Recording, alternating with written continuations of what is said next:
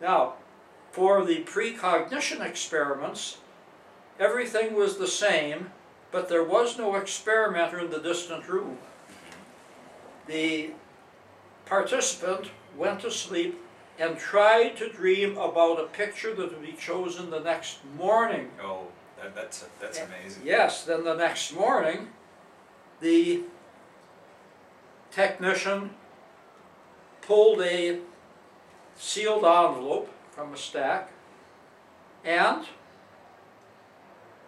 opened it up, looked at it, but then mixed that up with 10 or 12 other pictures and asked the participant, which of these pictures matches your dream? And again, we'd expect 1 out of 12 by chance, by coincidence. Okay.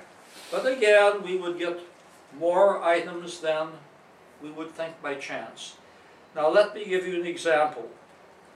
One night, we had a dreamer in a telepathy experiment, and the dreamer said, I was at a banquet and there were people who were eating like animals, and my friend was there, and I was saying, don't eat so much meat. That's not polite. And my friend said, I'm going to eat all the meat I can get because I don't get meat very often.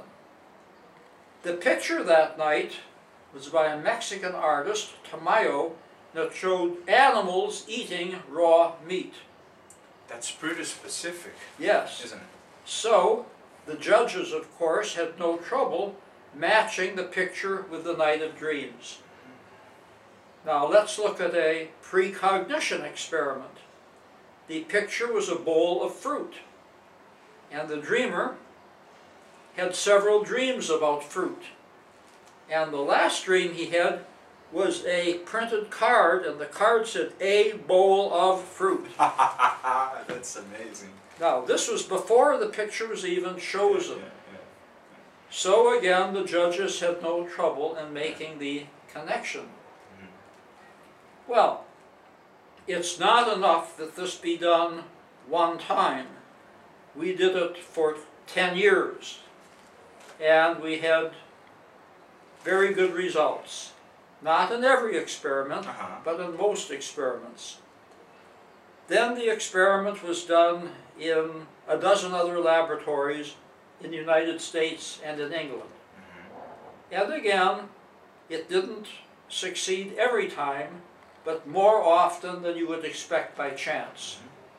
So, this is something that we can't say is proof, because proof would mean it would happen every time, to everybody in every case. You don't get that in this field. We can say it is highly possible, or it is demonstrated, that telepathy can occur in dreams, that precognition can occur in dreams. Now you say, what have we learned? Well, we learned that dreams are a very good way of studying psychic phenomena, but also we learned that people who tell their psychotherapist that they had a dream about the future, or a dream about somebody at a distance, are not crazy. Maybe they actually did have these dreams. Before our experiments, these type of dreams were on a list. These are signs of schizophrenia, signs of mental illness. Well, you can no longer say that. Of course. In fact, people who are mentally ill rarely have this type of dream. They are unable to focus in the way that would permit this type of dream to come through. So, we wrote nearly 100 articles about these experiments, and we also wrote a book about these experiments, which people can still buy, a book called Dream Telepathy, and the experiments are still going on. Okay, and talking about dreams, there are many people interested in dreams.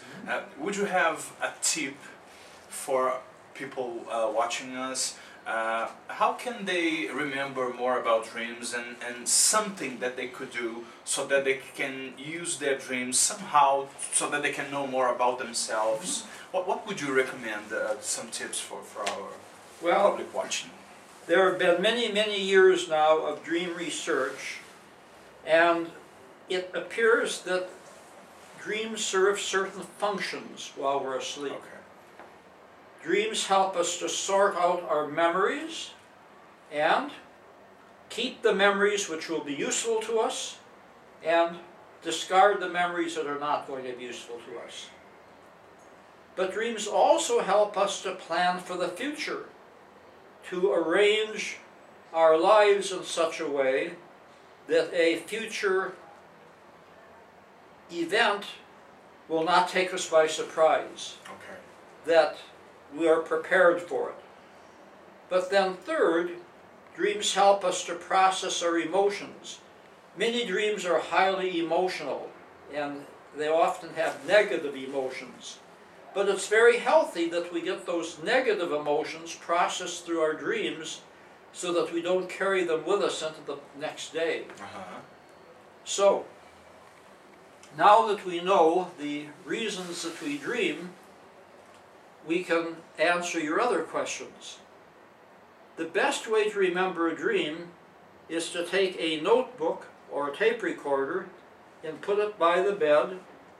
And so if you remember a dream when you wake up, you can speak the dream into the tape recorder or write down a little bit about the dream in the notebook. And then when you wake up, you can write it out maybe on a computer in greater detail. So you have a collection of your dreams. And you can even help prepare yourself to do this. Before you go to sleep, you can say, I will remember a dream when I wake up. I will remember a dream when I wake up. This is a form of self-hypnosis. Okay. Suggestion to a person to remember their dreams. Now, let us say that they do remember a dream. What do they do with it? Well, they can look at the dream and look at the emotions. Is there an unpleasant emotion in the dream?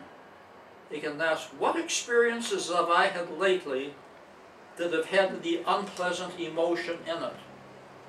And is there anything the dream is telling me about how to handle that situation in waking life? Okay. If it's a dream about disliking somebody very badly, well, maybe I should not waste energy on hating that person. Maybe I should just keep my distance from them. Maybe I should just ignore them, or maybe I can even forgive them.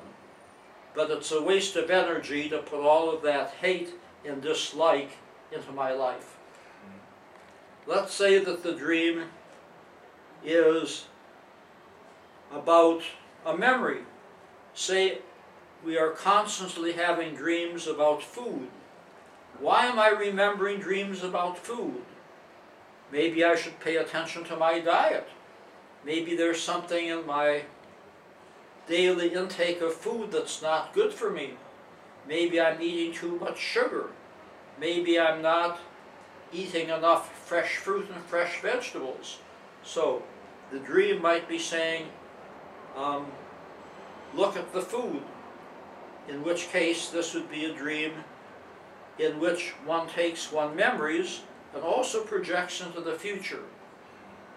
Because dreams are there in our service. They're there to help us out in some way. One thing that I find very interesting about what you say is that you take the meaning of a dream very literally. I mean, if it points about food, you should look at your diet. And do you really think that dreams are that direct? I mean, they are really saying, hey, it's here. In my experience as a therapist, I do agree with you, but I would like to hear what you think about it. The first thing we do is to look at the dream literally. Now, maybe it doesn't make any sense literally. Maybe we already have a good diet. Then we look at it symbolically. Food is nurturing. It's something that